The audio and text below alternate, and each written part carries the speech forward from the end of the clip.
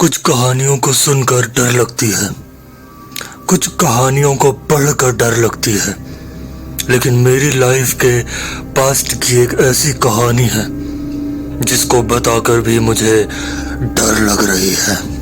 लगातार डरना, मानसिक तनाव, अज्ञात भय, डिप्रेशन, किसी की बात मानने को तैयार न होना, हमेशा बेड पर लेटे रहना, पागलों जैसी हरकतें करना, अजीब सी हरकतें करना, सोते में उठकर चल देना या चौंक जाना, ये तमाम चीजें होने लगती हैं जब किसी का कोई टोना ले लेती है। इसलिए हर दिन पूजा करना और गलत जगह पर गलत लोगों का संगत मत करना परदेश में। ये तमाम बातें मेरी बूढ़ी माँ मेरे गांव से शहर आने के एक दिन पहले बताती है मुझे। मैं ये सब बस एक किस्सा समझकर सो जाता हूँ। तो नमस्कार, सभी का स्वागत है मेरे भाइयों एक नई कहानी में। आज की कहानी थोड़ी सी डिफरेंट होने वाली है और आप लोगों को ये डराएगी ज़रूर। मेक श्योर कमरे में अकेले रहोगे, हेडफोन्स पहने रहोगे और रात का वक्त होगा तो उत्तम रहेगा।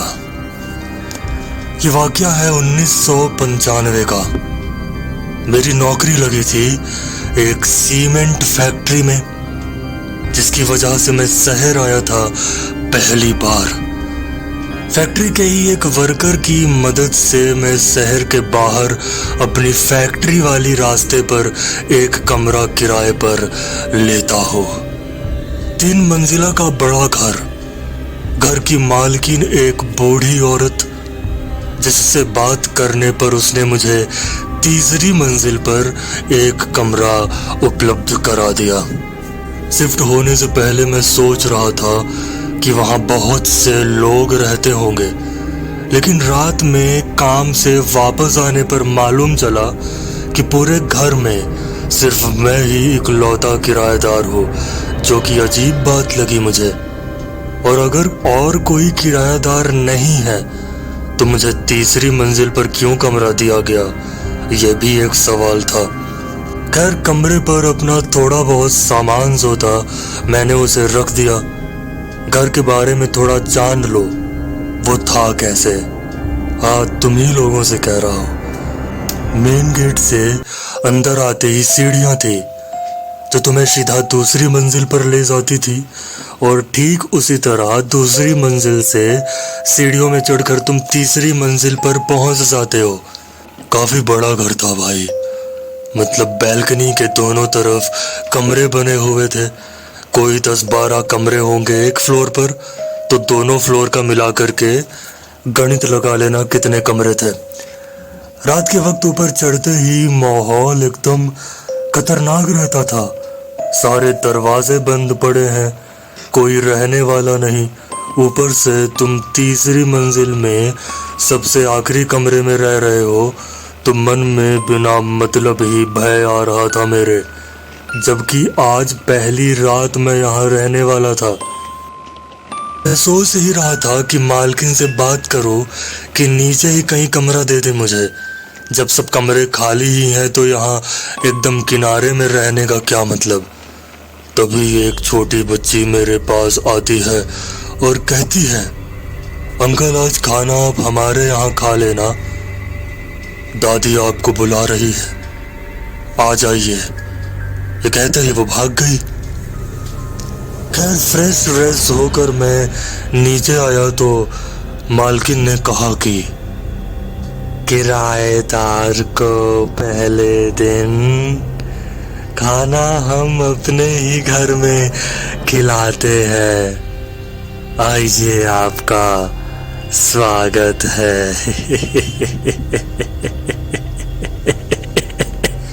खाना खाते खाते मालूम चला कि इस घर में मेरे अलावा मालकिन, उनकी बहू और बहू की 2 बेटियां यहाँ रहते हैं। बेटा कमाने कहीं बाहर रहता है। इतना बड़ा घर था, सारे कमरे किराए से उठा देने पर किसी को बाहर कमाने की कोई ज़रूरत ही नहीं होती। इस घर का सिस्टम थोड़ा अजीब लग रहा था मुझे। मतलब सारे कमरे खाली क्यों पड़े थे। ऊपर से खाना खाते वक्त मैंने नोटिस किया कि वो बूढ़ी औरत बड़ी बड़ी आंखें निकाल कर पूरे वक्त मुझे निहारती रही। और तो और खाना स्वादिष्ट था, पर बर्तनों से अजीब सी गंदी बदबू आ रही थी। फिर खाना वाना खाकर मैं ऊपर अपने कमरे में आ गया। 2 कमरे थे भाई। बाहर वाला कमरा बड़ा था जिसमें मैंने सोने की व्यवस्था कर ली, और अंदर वाला छोटा कमरा किचन और स्टोरेज के लिए यूज करने वाला था मैं। घर में पहली रात। लेटते ही मैं गहरी नींद में सो गया। सोते हुए मैं एक सपना देखता हूँ।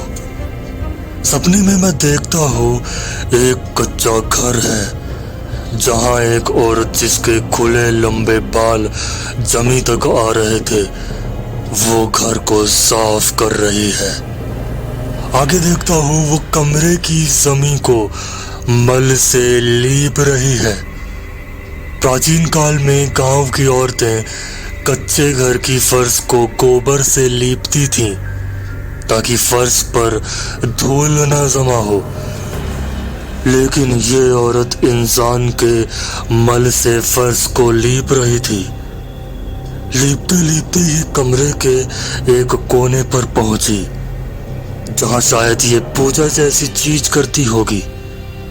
लेकिन वहां किसी भगवान की मूर्ति नहीं थी, बल्कि अजीब अजीब चीजें थी। जैसे एक लोटे में खून भरा था, वहीं कुछ इंसानों की हड्डियां भी बिखरी पड़ी थी।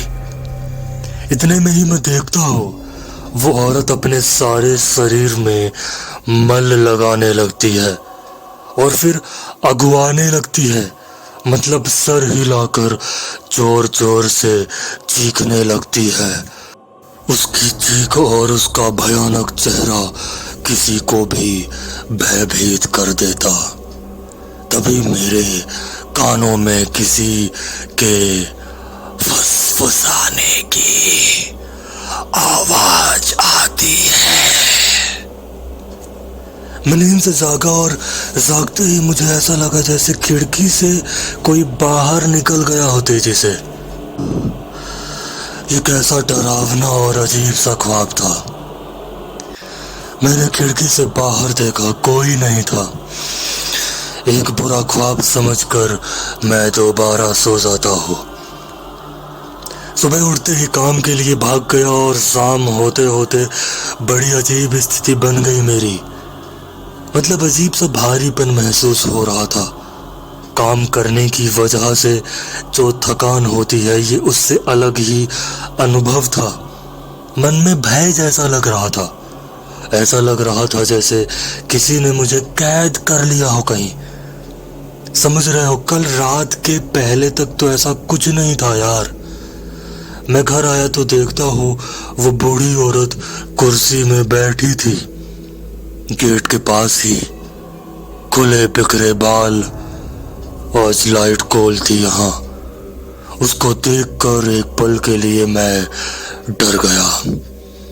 मेरे आते ही वो कहती है, आ गए बेटा। मैंने कहा हाँ आ गया अम्मा। ये बोलकर मैं फौरन ऊपर कमरे में आया। खाना बाहर से खाकर आया था तो आते ही बिस्तर में लेटकर मैं सोने लगता हूँ। घर में दूसरी रात। सोते ही एक बार फिर से सपने में था मैं। आज फिर वही सब देखता हूँ। एक कच्चा घर, एक अजीब सी औरत मल से सारे कमरे की फर्श को लीप रही है। उसके बाद वो मल अपने शरीर में लगाती है और आज वो मल को प्रसाद के तौर पर शायद एक थाली में भी रखती है और फिर अगुआने लगती है, चीखने लगती है और जोर जोर से अपना सिर हिलाने लगती है। फिर वो थाली में रखे मल को आज खाती भी है। खाते खाते ही वो अचानक से मेरी तरफ देखती है और जोर से मेरी तरफ भागने लगती है। सपने में मैं जोर से भागता हूँ कि तभी मेरे कानों में फुसफुसाहट सुनाई देती है और मैं नींद से जागते ही देखता हूँ एक औरत मेरे किचन की तरफ भागते हुए गई है। मैं फौरन उठा, लाइट चालू करी, किचन गया तो वहां कोई नहीं था। ये क्या आफत है। पिछले 1 महीने से यही सब चलता रहा। हर रात सपना देखना, उसमें वही सब उल्टी सीधी चीजें देखना। खैर अब तो कुछ और भी होने लगा था मेरे साथ, जैसे सपने से उठ जाने के बाद भी अजीब अजीब चीजें होने लगी थी। जैसे कभी ऐसा होता कि मैं बिस्तर पर लेटा हूँ और लेटते लेटते ही मैं देखता हूँ दरवाजे के अंदर एक औरत आई और फिर तेजी से किचन की तरफ चली गई। वो दरवाजे से अंदर आ गई जबकि दरवाजा बंद था। रात को अजीब अजीब आवाजें सुनाई देती हैं, किसी के रोने की, कुछ बोलने की। कभी लगता है कोई औरत बेसुरी सी आवाज में गाना गा रही हो। कभी लगता बगल में आकर कोई लेट गया हो और मुझे घूर रहा हो। मेरे साथ काम करने वालों ने कहा, भाई तू बीमार है क्या? 1 ही महीने में इतना कमजोर कैसे हो गया तू? मैं रात में इतने भयानक सपने देखने लगा था कि अब मैं रात में सोता ही नहीं था, जागता रहता था। मेरी आंखें लाल हो गई थी, चेहरा अंदर की तरफ धंसता जा रहा था। इधर मैं कमजोर हो रहा था, लेकिन एक चीज मैंने नोटिस करी कि वो बूढ़ी औरत दिन ब दिन सेहतमंद होती जा रही थी। ऐसा लग रहा था मानो मेरा खून पी पी कर वो ऐसा कर रही हो। 1 महीने बाद नवरात्रि में मैं गांव आया, जहां मुझे देखकर, मेरी हालत देखकर घर वाले परेशान हो गए कि आखिर ये हो क्या गया हमारे बेटे को। गांव में 1 हफ्ते के भीतर ही मैं ठीक होने लगा भाई, और कोई सपना नहीं आता था यहाँ पे, ना ही कोई औरत दिखाई दे रही थी। सब कुछ पहले की तरह ही नॉर्मल होने लगा। मैं शहर तो वापस आया, लेकिन लौट कर फिर उस घर दोबारा कभी नहीं गया। मेरा सामान लेने भी नहीं गया। 1 महीने का किराया जरूर मैंने उस वर्कर के हाथों पहुंचा दिया जिसने वो घर बताया था मुझे। वो औरत क्या सच में टोनहाइन थी? मुझसे पूछो तो हाँ, वो बिल्कुल एक टोनहाइन ही थी। उसने भूत पोज रखे थे। इसी वजह से उसके उतने बड़े घर में एक भी किराएदार नहीं आते, क्योंकि रात होते ही वहां भूत और प्रेतनी घूमने लगती है, किसी इंसान का खून पीने की तमन्ना में। और ऐसा भी कहा जाता है भाई, जब कोई ऐसी एंटिटी की आप पूजा करने लगते हो या पूज लेते हो उन्हें, तो अगर आप उन लोगों की भूख नहीं मिटाओगे तो वो भूत तुम्हें ही अपना भोजन बनाने लगते हैं धीरे धीरे। एंड तो ये थी आज की कहानी। उम्मीद है आपको अच्छी लगी होगी।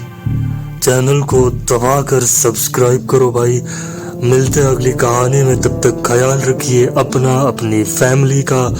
मुस्कुराते रहिए, थोड़ा बहुत मेरी वीडियो देखकर डरते भी रहिए। Okay bye.